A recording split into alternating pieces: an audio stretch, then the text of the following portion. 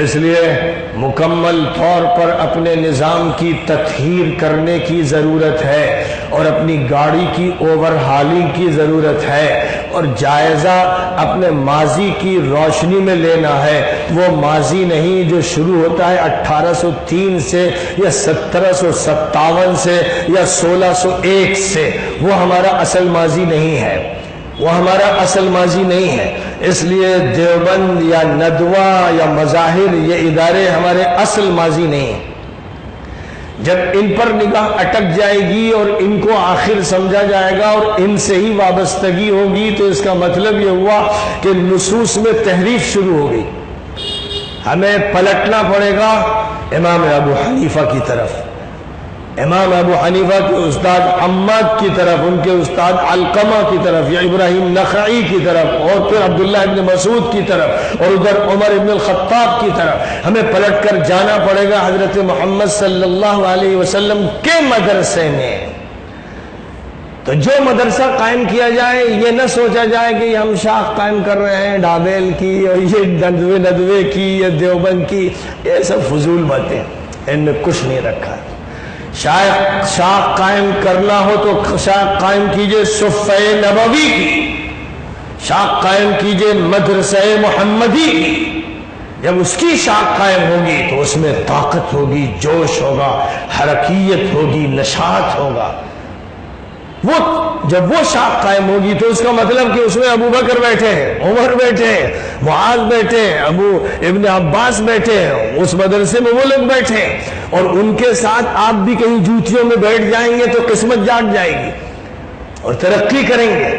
لیکن آپ جب ان کو فراموش کر دیتے ہیں اور ان کے دور کو اصل سمجھتے ہیں، جو بیچارے لڑ رہے تھے، جیل جا رہے تھے، شہید کیے جا رہے تھے، اڑائے جا رہے تھے، تو مجبوری اور بے اختیاری کی صورتحال کے لوگ ماڈرن نہیں ہو سکتے۔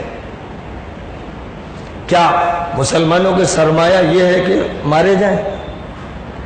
کیا ہے سرمایہ آپ کا؟ آپ کہتے ہیں ہم نے جنگ آزادی لڑی، میرا کیا؟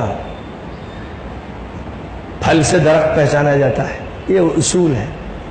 ہم نے یہ باغ لگایا آم کا، دیکھ رہے ہیں تو ایک بھی آم نہیں پورے باغ۔ ہم نے لگایا یہ امرود کا درخت، لیکن ایک درخت پر بھی امرود نہیں۔